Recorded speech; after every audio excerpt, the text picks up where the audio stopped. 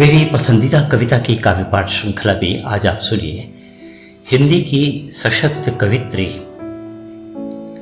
अनामिका चक्रवर्ती की कविताएं। उनकी पहली कविता का शीर्षक है तुम मिलना। तुम मिलना मुझे उन रास्तों पर कभी, तुम मिलना मुझे उन रास्तों पर कभी, जहां सबके गुजर जाने के बाद बहुत अकेला हो रास्ता। हम मिलकर बनेंगे उसके पथिक। तुम मिलना मुझे उन रास्तों पर कभी, तुम मिलना उस स्वप्न में कभी, जहां सिर्फ तुम सत्य का शिलान्यास कर सको। तुम मिलना उस स्वप्न में कभी, जहां सिर्फ तुम सत्य का शिलान्यास कर सको।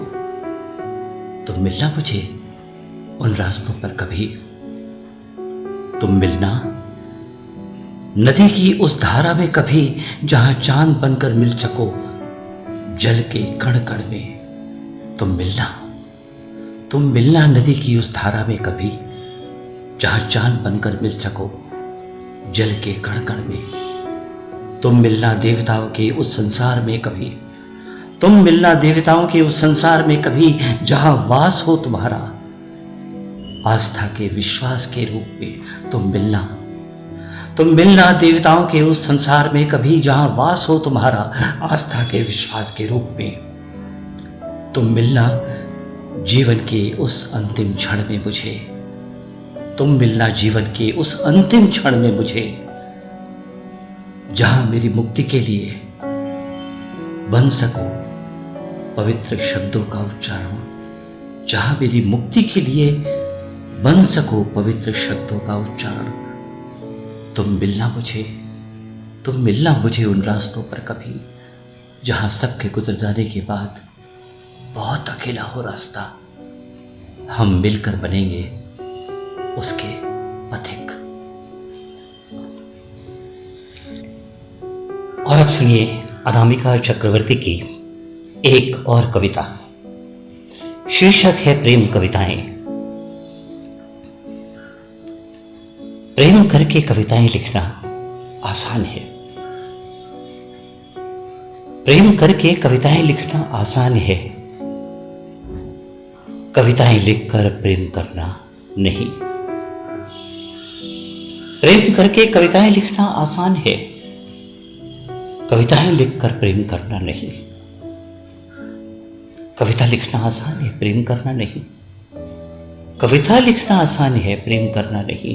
प्रेम करके कविताएं लिखना आसान है, कविताएं लिखकर प्रेम करना नहीं। तो प्रेम कविताएं प्रेम करके लिखी गई, या कविता लिखते लिखते प्रेम हो गया? तो प्रेम कविताएं प्रेम करके लिखी गई, या कविता लिखते लिखते प्रेम हो गया? या प्रेम और कविताएं साथ साथ जीते मरते रहे? प्रेम करके कविताएं लिखना आसान है, कविताएं लिखकर प्रेम करना नहीं। कविता लिखना आसान है, प्रेम करना नहीं। तो प्रेम कविताएं प्रेम करके लिखी गई, या कविता लिखते लिखते प्रेम हो गया? या प्रेम और कविताएं साथ साथ जीते मरते रहे? फिर भी कितनी सहजता से हो जाता है प्रेम, फिर भी कितनी सहजता से हो जाता है प्रेम। और समय के साथ कठिन हो जाती हैं कविताएं, और समय के साथ कठिन हो जाती हैं कविताएं। शायद इसी तरह प्रेम कविताएं और कविताएं प्रेम हो जाती हैं। शायद इसी तरह प्रेम कविताएं और कविताएं प्रेम हो जाती हैं।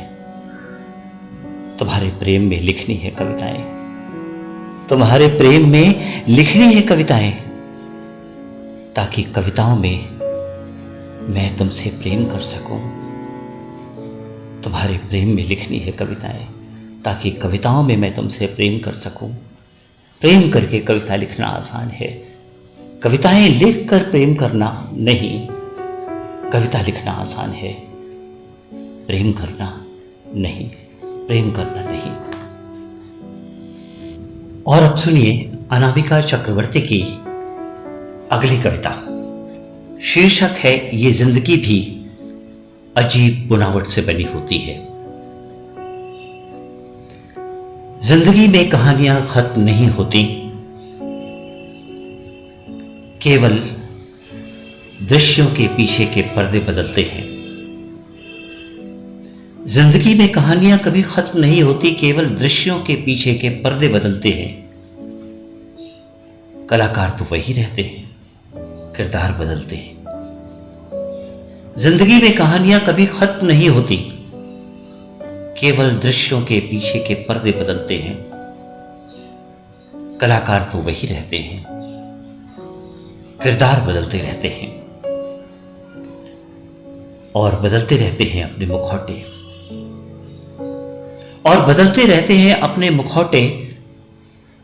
कभी उनके कान नहीं होते, कभी उनके मुंह नहीं होते, कभी उनकी आंखें नहीं होती।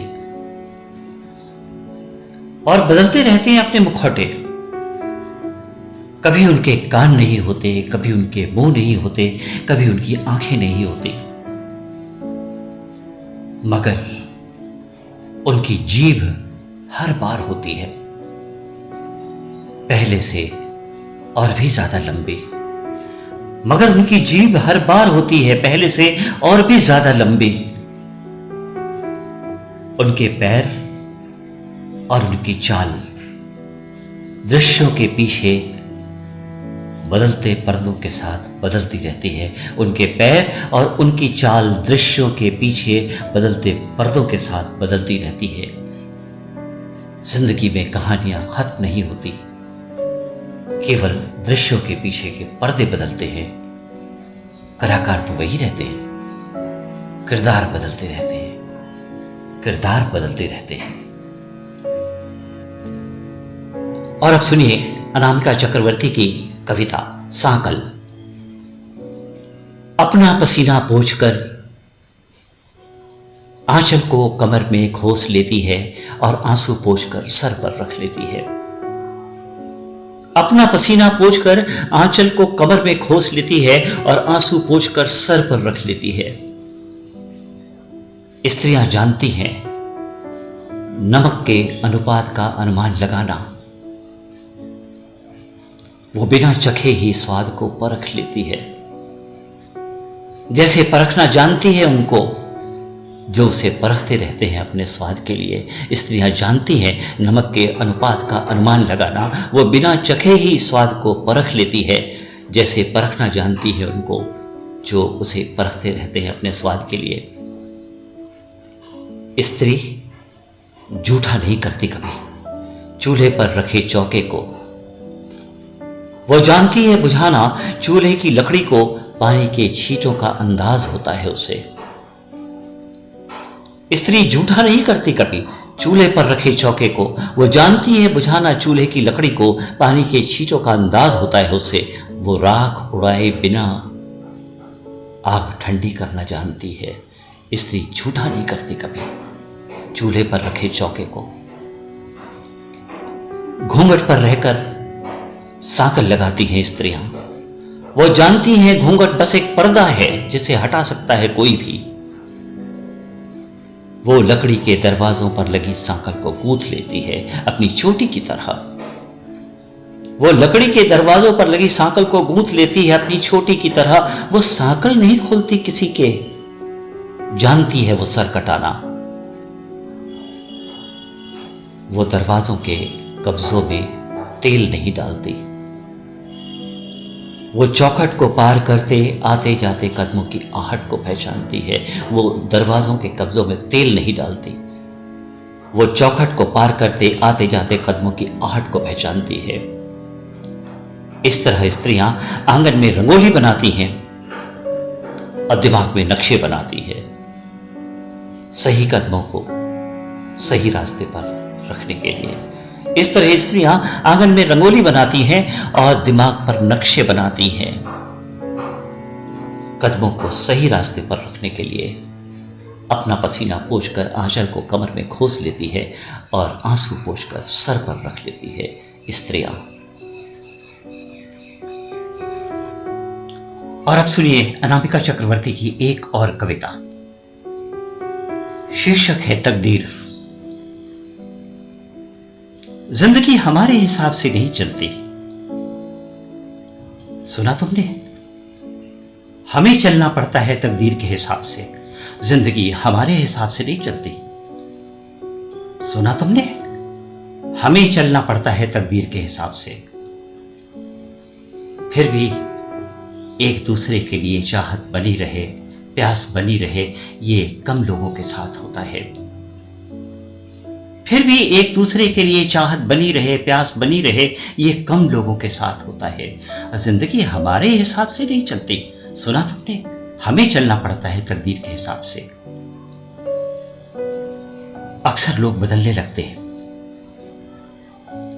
फासलों को वक्त का फैसला मानकर और अपनी चाहत मोड़ लेते हैं किसी नई राह की तरफ। अक्सर लोग बदलने लगते हैं, अक्सर लोग बदलने लगते हैं, फासलों को वक्त का फैसला मानकर और अपनी चाहत मोड़ लेते हैं किसी नई राह की तरफ। जिंदगी हमारे हिसाब से नहीं चलती, सुना तुमने? हमें चलना पड़ता है तकदीर के हिसाब से। चाहत और प्यास के साथ जीने वाले, प्यार को शिद्दत के साथ जीने वाले आह की एक एक घूंट अपने सीने में खंजर की तरह उतारते हैं और दर्द को सुकून बनाकर पीते हैं। आह की एक एक घूंट अपने सीने में खंजर की तरह उतारते हैं और दर्द को सुकून बनाकर पीते हैं। जिंदगी हमारे हिसाब से नहीं चलती, सुना तुमने? हमें चलना पड़ता है तकदीर के हिसाब से। अक्सर लोग बदलने लगते हैं, फासलों को वक्त का फैसला मानकर और अपनी चाहत मोड़ लेते हैं किसी नई राह की तरफ। जिंदगी हमारे हिसाब से नहीं चलती, जिंदगी हमारे हिसाब से नहीं चलती, सुना तुमने? और अब सुनिए अनामिका चक्रवर्ती की एक और कविता। शीर्षक है आलिंगन। प्रेम में गले लगने और लगाने का सुख आत्मा में प्रवेश करता है और प्रेम को प्रगाढ़ बनाता है। प्रेम में गले लगने और लगाने का सुख आत्मा में प्रवेश करता है और प्रेम को प्रगाढ़ बनाता है। गले लगाने का सबब तुम तब समझोगे जब इस प्यास को अपनी छाती के भारीपन में महसूस करोगे। गले लगाने का सबब तुम तब समझोगे जैसे एक शिशु की मां अपने छाती के भारीपन और उसमें उठ रही टीस को महसूस करती है। गले लगाने का सबब तुम तब समझोगे जब इस प्यास को अपनी छाती के भारीपन में महसूस करोगे जैसे एक शिशु की मां अपने छाती के भारीपन और उसमें उठ रही टीस को महसूस करती है। बच्चे को अपनी छाती से लगाकर केवल बच्चे का पेट नहीं भरती, बल्कि खुद उससे कहीं अधिक उस संतुष्टि का अनुभव करती है। बच्चे को अपनी छाती से लगाकर केवल बच्चे का पेट नहीं भरती, बल्कि खुद उससे कहीं अधिक उस संतुष्टि का अनुभव करती है जो बच्चे की भूख मिटाकर वो अपनी छाती के भारीपन से और उसकी टस टस हो रही पीड़ा से मुक्ति पाकर आत्म सुख को भी अनुभव करती है। वो अपनी छाती के भारीपन से और उसकी टस टस हो रही पीड़ा से मुक्ति पाकर आत्म सुख को भी अनुभव करती है। ठीक वैसे ही प्रेम के आलिंगन में प्रेम के वात्सल्य और विश्वास की भावना भी समाहित होती है। ठीक वैसे ही प्रेम के आलिंगन में प्रेम के वात्सल्य और विश्वास की भावना भी समाहित होती है। शरीर भावनाओं की भाषा की लिपि है। शरीर भावनाओं की भाषा की लिपि है जिसमें संपूर्ण शब्दकोश और मात्राएं समाहित है, और इसको वाचना प्रेम को स्पर्श प्रदान करता है। शरीर भावनाओं की भाषा की लिपि है। गले लगने को आभूषण न बनाओ, गले लगने को आभूषण न बनाओ, उसे प्रेम हो जाने दो। गले लगने को आभूषण न बनाओ, उसे प्रेम हो जाने दो। छाती के भारीपन को प्रेम में घुल जाने दो, उसे आलिंगन हो जाने दो। गले लगने को आभूषण न बनाओ, उसे प्रेम हो जाने दो। छाती के भारीपन को प्रेम में घुल जाने दो, उसे आलिंगन हो जाने दो। उसे आत्मा में प्रवेश कर जाने दो, उसे आत्मा में प्रवेश कर जाने दो। प्रेम में गले लगने और लगाने का सुख आत्मा में प्रवेश करता है और प्रेम को प्रगाढ़ बनाता है, और प्रेम को प्रगाढ़ बनाता है। और अब सुनिए अनामिका चक्रवर्ती की अंतिम कविता। शीर्षक है ईमान का नमक। अखबारों में, समाचारों में देख रही थी दुनिया को बुरे से बुरा होते हुए। अखबारों में, समाचारों में देख रही थी दुनिया को बुरा से बुरा होते हुए। विश्वास को विश्वास की बलि चढ़ाते हुए, झूठ को रौबदार होकर सच को रौंदते हुए, भूख और लाचारी को किसी सुख भोगी की रोटी बनते हुए। अखबारों में, समाचारों में देख रही थी दुनिया को बुरे से बुरा होते हुए। विश्वास को विश्वास की बलि चढ़ाते हुए, झूठ को रौबदार होकर सच को रौंदते हुए, भूख और लाचारी को किसी सुख सुविधा की रोटी बनते हुए, बेबसी और नादानियों को चमकते शहरों में सिसकते हुए। हर कोई सौदागर बना हुआ है, हर सौदे पर जमीन को बेचते हुए। बेबसी और नादानियों को चमकते शहरों में सिसकते हुए। हर कोई सौदागर बना हुआ है, हर सौदे पर जमीर को बेचते हुए। अखबारों में, समाचारों में देख रही थी दुनिया को बुरे से बुरा होते हुए। बचे हुए ईमानदार खुद से लज्जित होकर देखते हैं आत्मा की आंखों से ईमान के नमक को बार बार पानी पीते हुए। बचे हुए ईमानदार खुद से लज्जित होकर देखते हैं आत्मा की आंखों से ईमान के नमक को बार बार पानी होते हुए। अखबारों में, समाचारों में देख रही थी दुनिया को बुरे से बुरा होते हुए, दुनिया को बुरे से बुरा होते हुए।